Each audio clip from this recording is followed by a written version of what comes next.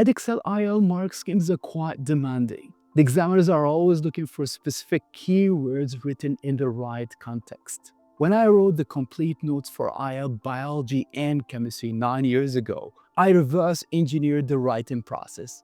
I used examiner reports and mark schemes to make these books. If you've ever used a mark scheme, you will probably find them quite vague. I wrote these notes clearly to ensure that you understand the concept and score all the marks of any question.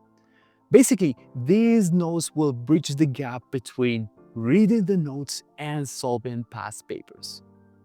Every bullet point in the note matches a mark scheme point. The key terms are highlighted so you don't forget them. Edexcel examiners love definitions. The brain sign will tell you that this is an important definition that is likely to appear in your exam. There are separate sections for Unit 3 and Unit 6 practicals. Reading notes is not enough. People forget what they read.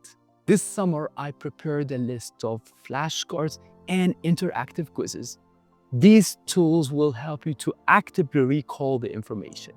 I actually tried this with several students, and it helped them to retain more than 90% of the information that they read. I am confident that this edition will have a big impact on students' achievement, and I wish you all best of luck in your upcoming exams.